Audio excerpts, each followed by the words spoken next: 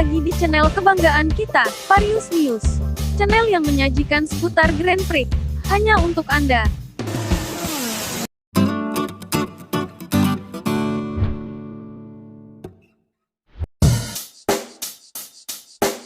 Check the mic and make sure it sound right, boys.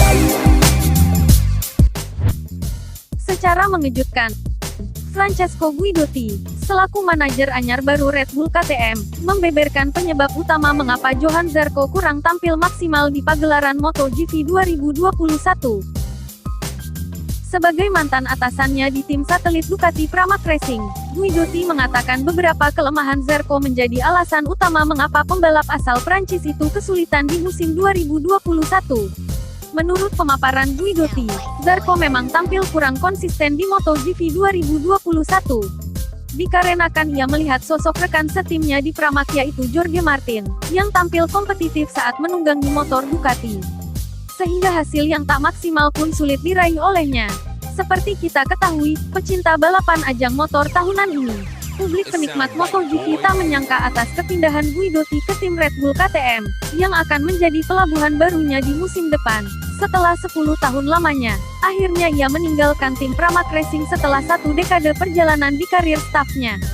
Selaku mantan manajer Johann Zarco di tim satelit Ducati, ia dituding mengkhianati mantan tim yang membesarkan namanya itu, setelah membeberkan kelemahan salah satu pembalapnya, yaitu Johann Zarco.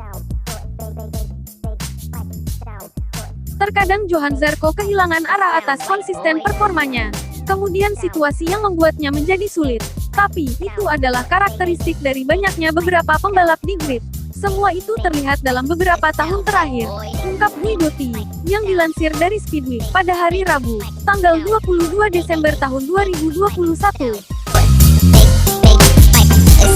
Ada satu titik di mana tim Ducati lebih berpeluang menjuarai MotoGP pada musim 2020 lalu.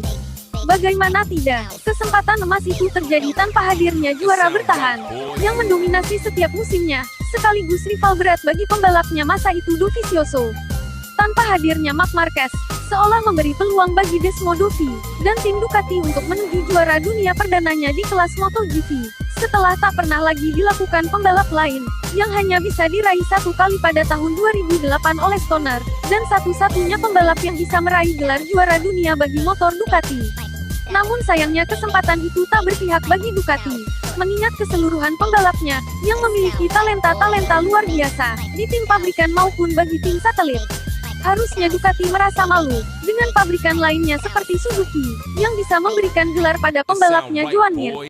Untuk masalah pada motor, Ducati lebih unggul dan kompetitif dibandingkan pabrikan lainnya, begitu juga di musim berikutnya, yang dimana mereka mendominasi setiap balapan. Tetapi Fabio Quartararo yang menduduki tangga teratas kejuaraan, hingga meraih gelar juara dunia perdananya di kelas MotoGP, bersama Monster Energi Yamaha. Dari pengalaman yang pahit di 2 musim belakangan ini, tim Lenovo Ducati beserta ridernya, harus berbenah untuk menatap musim 2022 untuk kejayaan para pembalapnya yang berada di pedok tim pabrikan maupun bagi tim satelit. Kabar baik datang dari seorang pembalap legenda MotoGP, yang memutuskan pensiun di penghujung musim 2021 kemarin di Valencia. Meski telah pensiun, The Doctor tidak akan menjauh atau meninggalkan panasnya pagelaran balap MotoGP.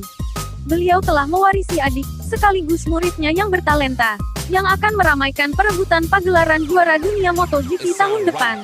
Sebut saja mereka Francesco Bagnaia di tim Lenovo Ducati, Franco Morbidelli di Monster Energi Yamaha, Luca Marini dan Marco Bezzecchi selaku adiknya, yang dimana mereka semua jebolan VR46 Academy, yang didirikan oleh Valentino Rossi di Tavulia, Italia. Dan yang lebih membanggakan dari fans The Doctor, tim balap milik Rossi yang akan tampil perdana di pagelaran MotoGP musim depan. Saya tidak tahu seperti apa di tahun 2022. Lebih jelasnya saya akan turut menghadiri beberapa balapan, ungkap Rossi, yang dikutip dari Tuttomotori Web hari Selasa kemarin. Beralih ke balapan motor bergengsi tahunan lainnya, World Superbike Championship, atau disebut WSBK. Serafino Fotti selaku bos bagi tim Ducati Aruba telah menyampaikan kabar tentang keputusan yang menyebabkan hengkangnya Scott Redding dari pabrikan Italia tersebut. Di musim mendatang, ia tak lagi memakai corak berwarna merah, khas pakaian kebesaran tim Ducati. Sekaligus Raffino Votti membeberkan akan kembalinya Alvaro Bautista untuk musim World BK 2022.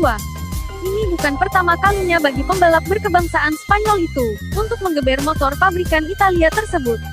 Setelah menjalani musim yang berat baginya, bersama Honda, selama 2 musim di pagelaran World SBK Championship, Alvaro Bautista juga pernah mencatatkan namanya, sekaligus memecahkan rekor di musim perdananya dengan meraih 11 kemenangan, ketika di musim debutnya pada tahun 2019 lalu bersama tim Ducati Aruba. Namun, itu adalah musim yang juga akan dikenang, karena kegagalan Bautista untuk merebut gelar World Superbike. Akibat kesalahannya di beberapa sepertiga balapan terakhir, dan merelakan kejuaraan dunia tersebut bagi pembalap Kawasaki yaitu Jonathan Rea. Cukup sekian kabar berita menarik seputar Grand Prix dari kami. Jangan lupa like, dan share ke sosial media Anda. Bagi sobat semua penikmat balapan, khususnya kejuaraan Grand Prix di seluruh dunia. Tekan tombol subscribe untuk berlangganan secara gratis. Dan jangan lupa, aktifkan tombol notifikasinya, agar tak ketinggalan berita menarik lainnya dari kami. Terima kasih telah menonton video kami hingga akhir. Sampai jumpa di video berikutnya.